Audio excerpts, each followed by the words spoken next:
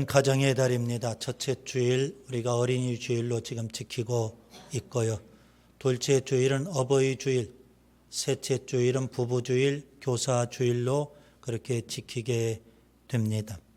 전통적으로 어린이 주일 때는 우리의 자녀들을 사랑하자 이렇게 설교를 하죠.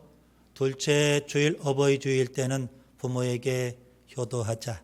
셋째 주일 부부 주일에는 부부가 뜨겁게 사랑하면서 행복하게 살자 이렇게 설교를 합니다.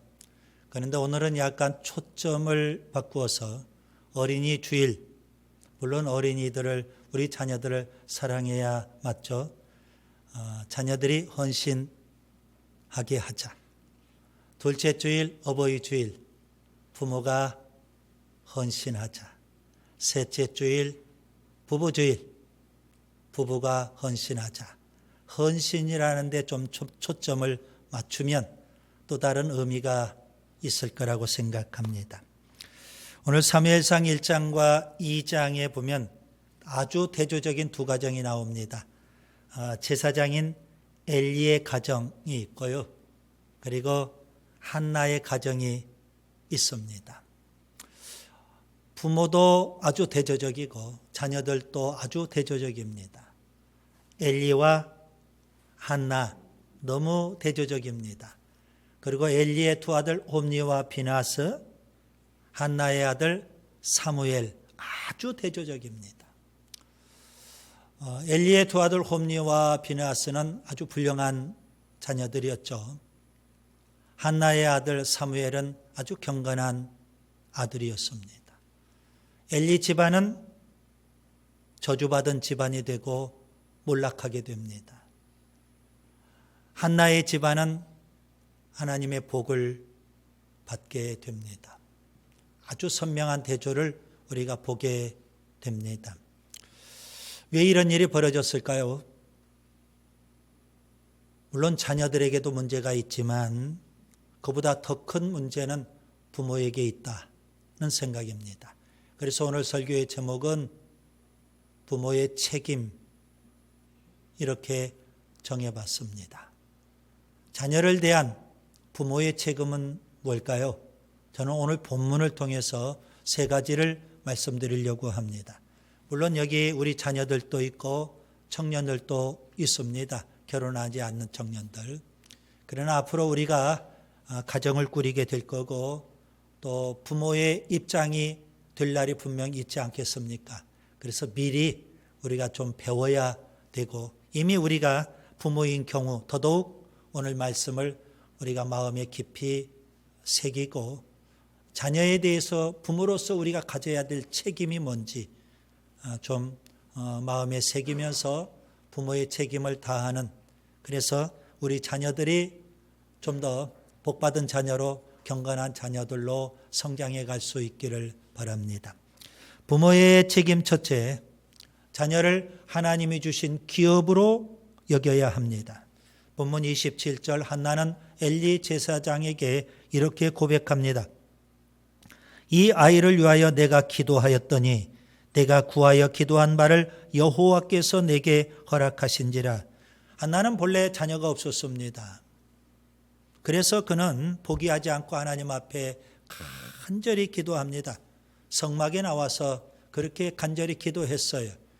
그랬더니 하나님께서 한나의 기도를 들으시고 그 응답으로 아이를 주셨어요. 그 아이가 바로 사무엘입니다. 본문 20절 보세요. 한나가 임신하고 때가 이름에 아들을 낳아 사무엘이라 이름하였으니 이는 내가 여호와께 그를 구하였다 함이더라. 한나는 알아요. 내가 아이를 갖지 못하는 여자인데 하나님께 기도해서 하나님이 이렇게 사무엘이라는 아들을 주신 거예요. 그래서 그 아이를 사무엘이라고 이름을 붙인 겁니다. 사무엘이라는 이름은 기도해서 얻은 아들이다. 그런 의미가 그 속에 담겨 있거든요.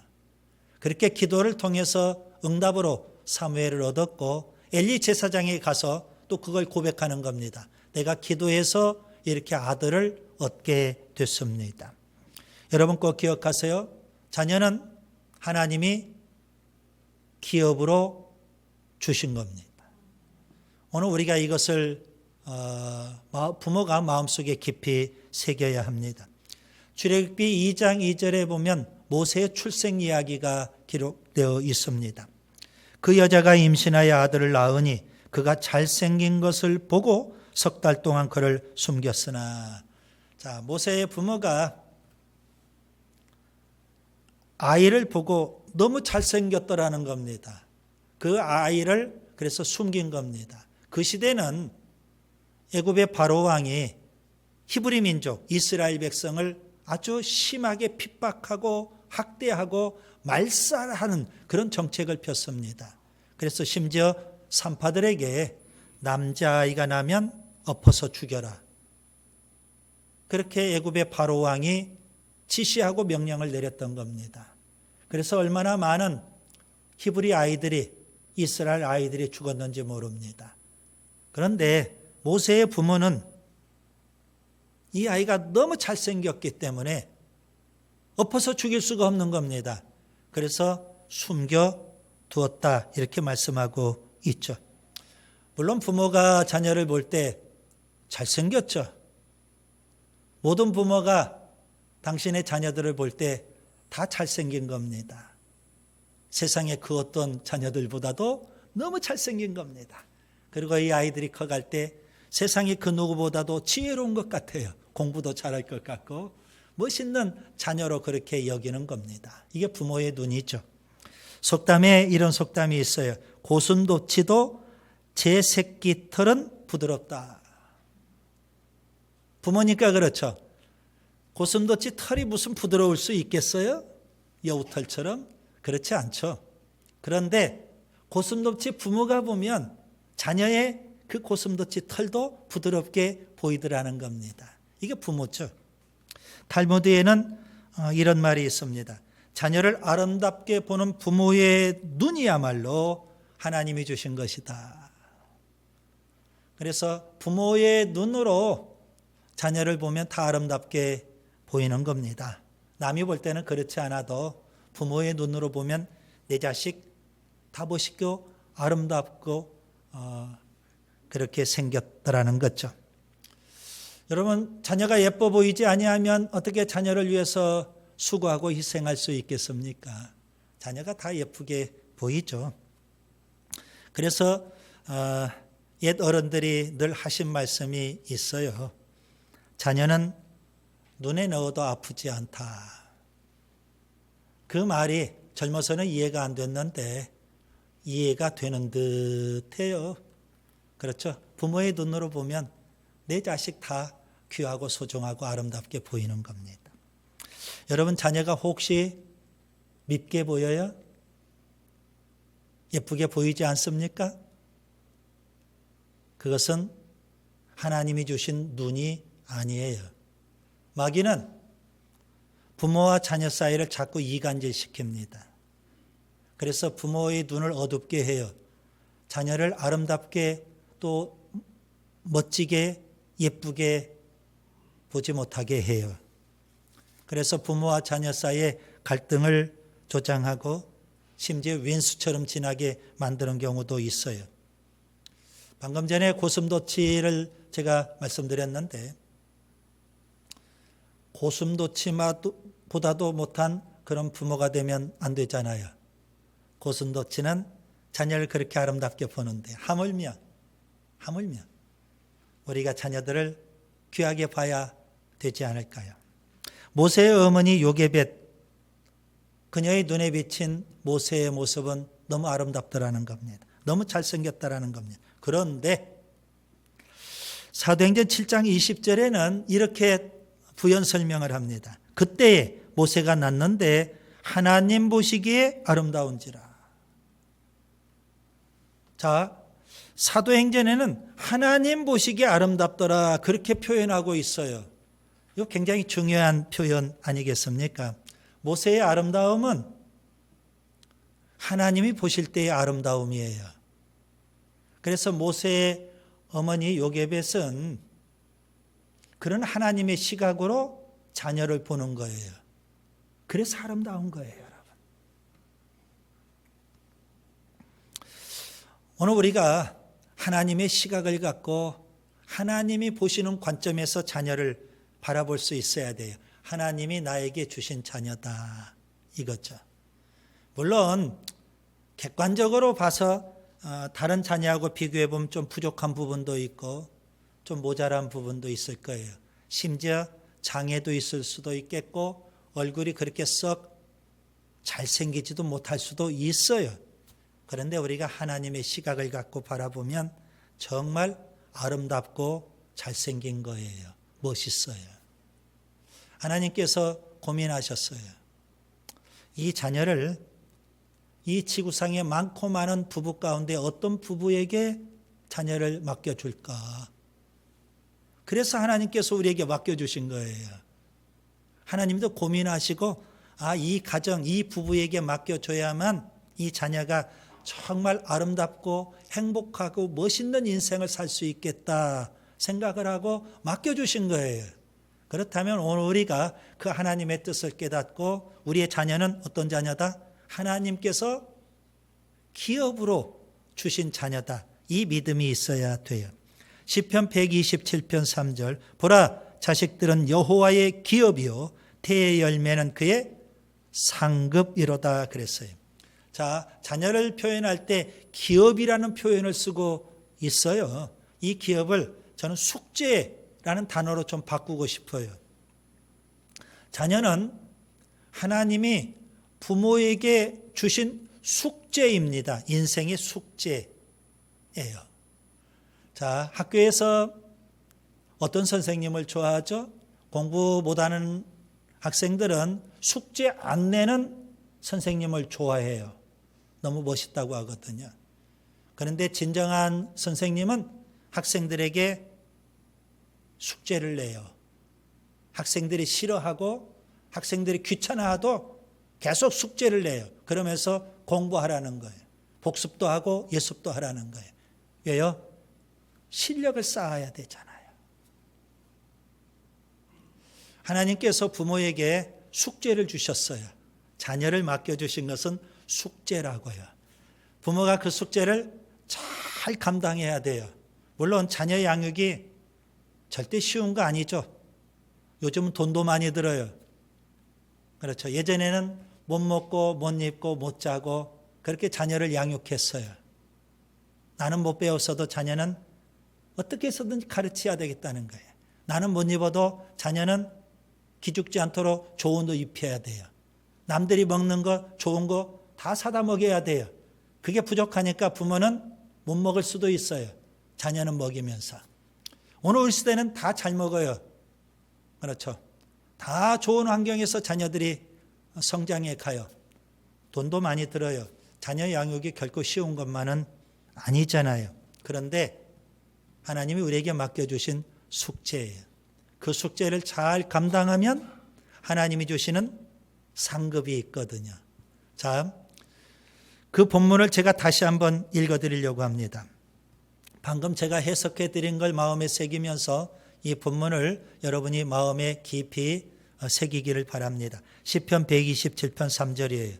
보라 자식들은 여호와의 기업이요 태의 열매는 그의 상급이로다. 자녀 양육이 힘들지만 숙제로 생각하시고 자녀를 잘 양육해 가야 돼요. 그러면 부모에게는 분명 상급이 되거든요. 자녀가 상급이에요. 어떤 목사님은 그랬어요.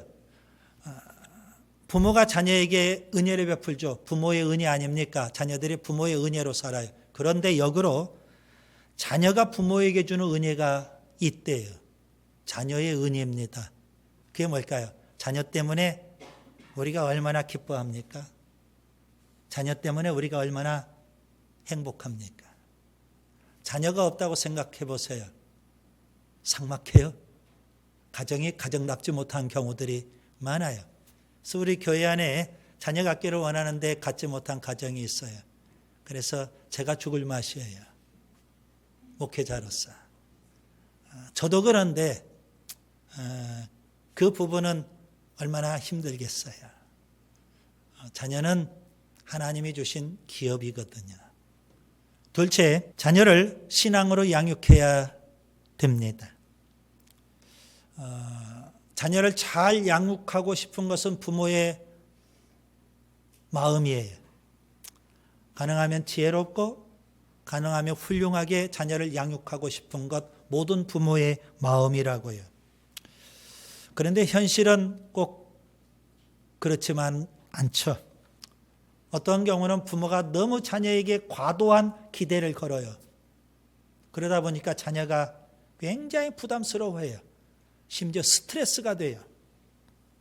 그래서 가정을, 부모의 품을 좀 벗어나고 싶어 해요. 사춘기 때. 골로새서 3장 21절, 아비들아 너희 자녀를 노엽게 하지 말지니 낙심할까 함이라. 너무 과도한 사랑, 과도한 기대, 터무니없는 기대, 이러한 것들을 부모가 갖고 있으니까 자녀가 굉장히 부담스러워하는 거예요. 스트레스가 됐죠. 그러다 보니까 자녀가 낙심이 돼요. 그리고 방황하게 돼요. 탈선하게 돼요. 인생을 막 사는 경우도 있고 심지어 포기하는 경우도 발생하게 돼요. 여러분, 어떻게 하면 우리가 하나님이 주신 자녀를 잘 양육할 수 있을까요? 본문 22절, 한나는 자녀 양육에 대해서 남편 엘가나에게 이렇게 말합니다. 아이를 젖대거든 내가 그를 데리고 가서 여호와 앞에 뵙게 하고 거기서 영원히 있게 하리이다. 한나는 계획이 다 돼 있어요. 젖댈 때까지는 내 품에서 자녀를 양육하겠다는 겁니다. 그리고 젖대고 나면 이제 성소에 데리고 가서 영원히 하나님 앞에 있게 하겠다는 거예요. 자, 한나는 젖대기 전까지 당신의 품에서 그 아이를 신앙으로 양육하고 싶은 거예요. 그래야만 이제 커가면서 하나님 앞에 영원히 있을 수 있다. 그렇게 생각을 했던 거죠. 여러분, 자녀의 신앙교육, 신앙적인 양육은 빠르면 빠를수록 좋아요. 그래서 한나는 아주 어려서 태어날 때부터 젖대기까지 이때가 절호의 기회라고 생각하고 신앙적으로 양육하려고 한 거예요. 남에게 맡기지 않아요. 여러분, 자녀의 신앙적인 교육은 빠를수록 좋아요. 심지어 모태에서부터 신앙으로 잘 양육하는 것 굉장히 중요한 거예요. 엄마가 안수하면서 그렇게 뱃속에 있는 아이 신앙으로 양육해야 돼. 성경을 읽어주고 엄마가 기도해주고 엄마가 찬송하면서 그럼 뱃속의 아이가 배워요.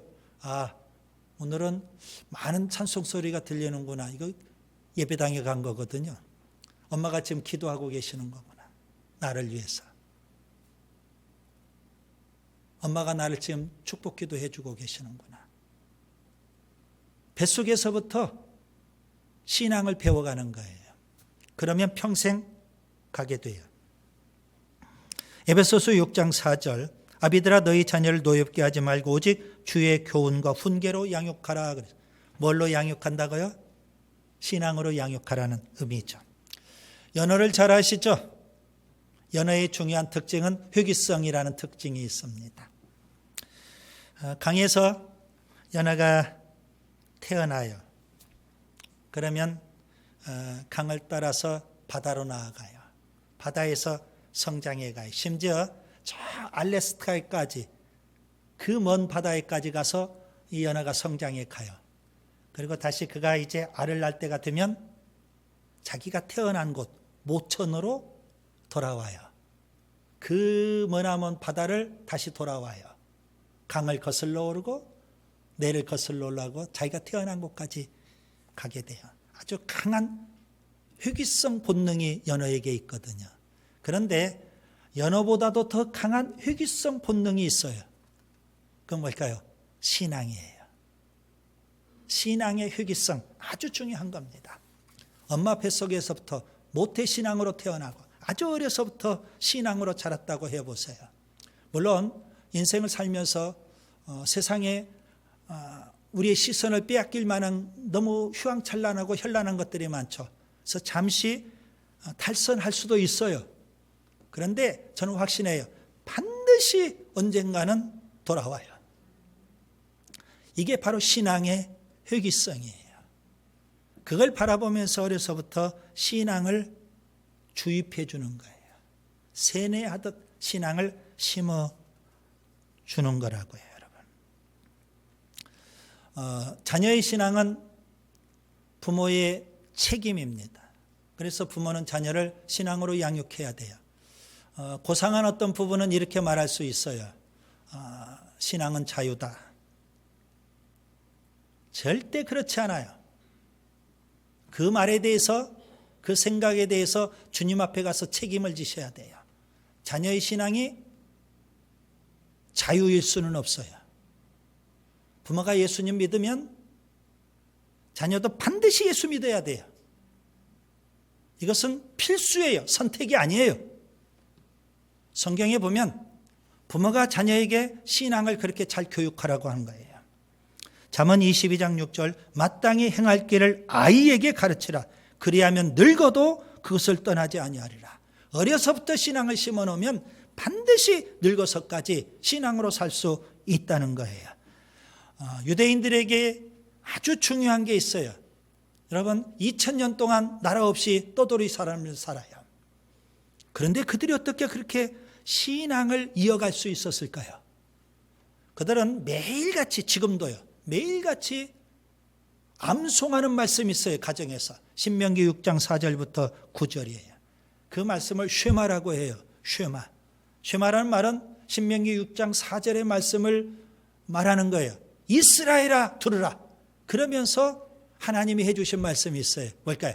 부모가 자녀에게 신앙을 가르치라는 겁니다. 부모가 자녀에게 말씀을 가르치라는 겁니다. 저는 이것을 구약의 지상명령이라고 표현해요. 신약의 지상명령은 뭘까요? 땅끝까지 내 증인이 되라, 그런 말씀이죠. 여러분 구약의 지상명령은 부모가 자녀에게 신앙을 전수해 주는 거예요. 신약의 지상명령은 교회가 이웃과 세상에 신앙을 전수해 주는 거예요. 근데 우리가 세상에 이웃 사람들에게 신앙을 전수해 주기 이전에 우리가 자녀들에게 신앙을 전수해 줘야 돼요. 구약에 이미 하나님께서 지상명령을 주셨거든요. 그래서 자녀의 신앙교육 중요한데 오늘 우리들은 자녀의 신앙교육을 교회에 위탁해버렸어요. 교회 학교 딱 1시간 예배 드리는 것으로 일주일 그 많은 시간 자녀의 신앙교육을 할애하고 있는 거예요. 학원으로 뭐 좋은 그런 배울 거리 있는 그런 데로는 돈을 투자해서 자녀들을 열심히 돌려요. 그런데 자녀의 신앙교육을 위해서는 겨우 주일 교회 학교 1시간이에요. 그게 무슨 자녀의 신앙교육이 제대로 될 수 있겠어요? 너무 우리가 자녀의 신앙교육을 등한히 하고 있는 거예요. 서양 속담에 자녀는 부모 앞에서 배우지 않는다. 자녀는 부모의 뒷모습에서 배운다. 그런 말이 있어요. 자녀가 신앙을 부모 앞에서 배우는 게 아니에요. 부모가 아무리 자녀에게 주일 성수해라, 예배 잘 드려라, 성경 읽어라, 기도해라, 그렇게 앞에서 가르친다고 해서 자녀들이 그 신앙 배우는 게 아니라는 말씀이에요. 자녀는 부모 뒷모습으로 배우는 거예요. 부모가 주일을 성수하기 위해서 어떻게 준비하고 있는지, 주일날 교회 가서 예배드리기 위해서 헌금을 어떻게 준비하고 있는지, 주일날 하나님 앞에 나와서 예배드릴 때 어떤 모습으로 예배를 드리는지, 인생에 심각한 문제가 발생했을 때 부모가 어떻게 하는지. 우리 부모는 교회 기도실에 가서 밤이 새도록 눈물로 기도하셨어. 그걸 자녀들이 보고 배우는 거예요. 그래서 여러분, 자녀에게 신앙교육은 말로 하는 게 아닙니다. 부모의 삶으로 보여주면서 가르치는 거예요. 자녀의 신앙교육이 참 중요한데 부모가 신앙의 모델이 될 수 있기를 바랍니다. 최소한 부모가 이렇게는 말할 수 있어야 돼요. 너도 알잖아. 내가 예수님을 얼마나 닮으려고 노력하고 있는지. 너도 예수님을 닮아야 되지 않니? 이렇게는 우리가 말해줄 수 있어야 되는 거 아닙니까? 내가 주일을 성수하려고 하고 예배드리려고 얼마나 노력하고 있는지 너도 알잖아. 너도 신앙으로 살아야지. 여러분, 이것이 부모가 자녀에게 가르칠 수 있는 신앙교육 아닐까요? 그래서 우리가 자녀 앞에 좋은 신앙의 본이 되고 모델이 될 수 있기를 바랍니다. 그 다음에 세 번째, 자녀의 헌신에 깊은 관심을 가져야 됩니다. 본문 28절 보세요. 한나는 아들 사무엘의 헌신에 깊은 관심이 있어요. 그러므로 나도 그를 여호와께 드리되 그의 평생을 여호와께 드리나이다 하고 그가 거기서 여호와께 경배하니라. 한나는요, 하나님이 주신 자녀인 걸 알아요. 그래서 신앙으로 어려서부터 양육을 했어요. 그리고 그 사무엘을 평생 하나님 앞에서 살도록 헌신하는 데 관심이 깊었어요. 부모가 자녀에게 관심을 가져야 될 가장 중요한 것은 자녀의 헌신이에요. 그런데 오늘 우리 시대 부모의 최대의 관심은 뭘까요? 자녀의 헌신이 아니라 자녀의 성공이에요.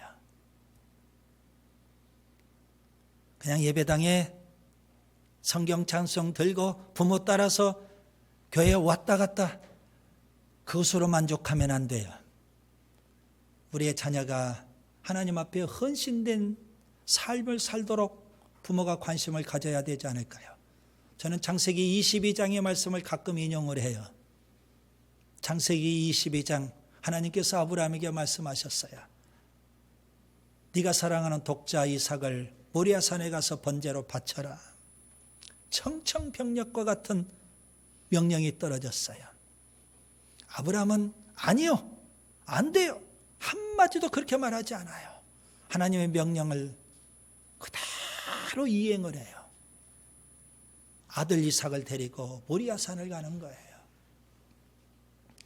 그래서 모리아산에서 번제단을 쌓고 아들 이삭을 묶어서 번제단 위에 올려놓고 하나님 앞에 번제로 드리려고 하죠.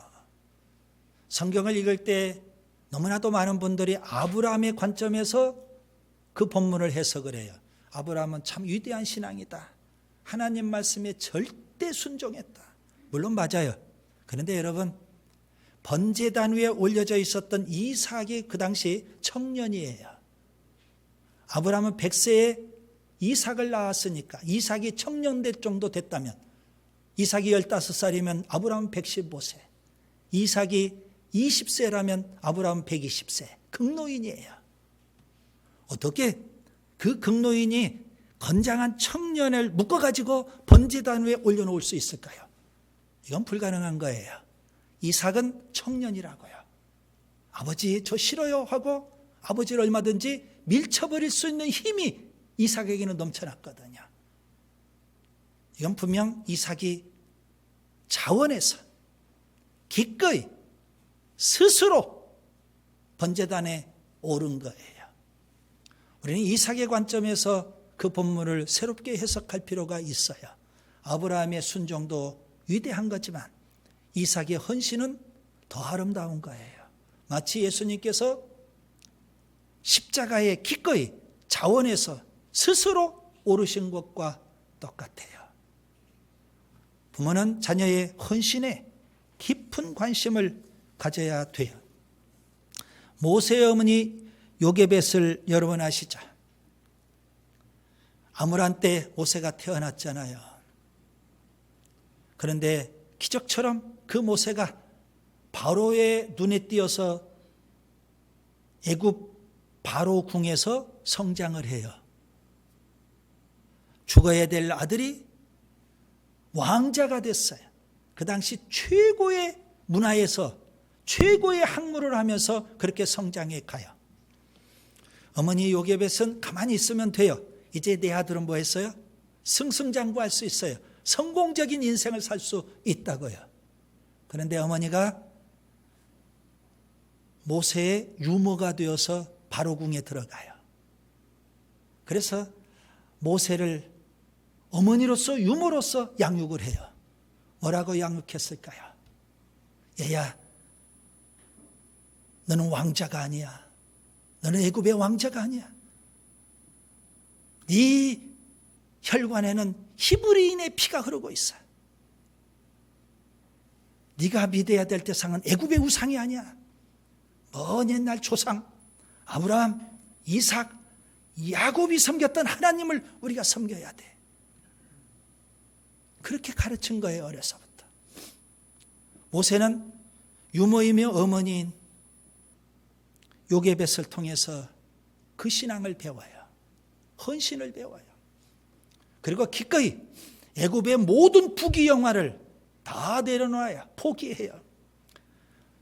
성경은 이렇게 말하죠. 히브리서 11장 24절부터 26절. 믿음으로 모세는 장성하여 바로의 공주의 아들이라 칭함받기를 거절하고 도리어 하나님의 백성과 함께 고난받기를 잠시 죄악의 낙을 누리는 것보다 더 좋아하고 그리스도를 위하여 받는 수모를 애굽의 모든 보화보다 더 큰 재물로 여겼으니 이는 상주심을 바라봅니다. 모세는 그렇게 헌신을 했어요. 여러분, 사무엘의 헌신 그리고 모세의 헌신, 그 배후에는 부모가 있어요. 부모는 자녀의 성공보다 자녀의 헌신에 깊은 관심을 가져야 돼요. 마태복음 20장 20절 이하에 보면 예수님의 두 제자 야고보와 요한이 나옵니다. 예수님은 십자가의 길을 가시는데 갑자기 야고보와 요한이 어머니를 모시고 왔어요. 그 어머니가 치맛바람을 동원해요. 그리고 예수님에게 이렇게 청탁을 합니다. 나의 이 두 아들을 주의 나라에서 하나는 주의 우편에 하나는 주의 좌편에 앉게 명하소서. 영의정 아니면 좌의정 우의정 달라는 청탁이에요. 그런데 야고보와 요한의 어머니만 그렇게 청탁한 게 아니에요. 내 자식의 성공 이거 아닙니까? 야고보와 요한도 예수님에게 청탁을 해요. 마가복음 10장 37절 주의 영광 중에서 우리를 하나는 주의 우편에 하나는 좌편에 앉게 하여 주옵소서. 예수님의 제자들도 이런데 하물며 세상 사람들은 오죽할까요? 세상의 모든 부모들이 내 자식의 성공에 깊은 관심이 있어요. 그런데 진정한 신앙의 부모라면 자녀의 성공이 아니라 헌신에 관심을 가져야 돼요. 성공은 하나님께서 부수적으로 주시는 거예요. 그걸 목적으로 삼으면 안 돼요. 자녀들이 평생 하나님 앞에 헌신해서 살 수만 있다면 부모가 더 바랄 게 뭐가 있겠어요. 말씀을 정리합니다. 5월 가정의 달 오늘 어린이 주일이에요. 자녀 사랑하는 거 다 알아요. 그런 식상한 설교하고 싶지 않아요. 여러분, 부모의 책임이 있어요. 자녀에 대해서. 첫째, 하나님이 주신 기업이거든요. 숙제를 잘 감당하셔야 돼요. 둘째, 할 수만 있다면 어려서부터 신앙으로 양육해야 돼요. 우리의 자녀들 신앙은요, 자유가 아니에요. 부모가 가지고 있는 신앙 그대로 자녀가 이어받아야 돼요. 필수예요. 셋째, 자녀의 성공보다 헌신에 깊은 관심을 갖기를 바랍니다.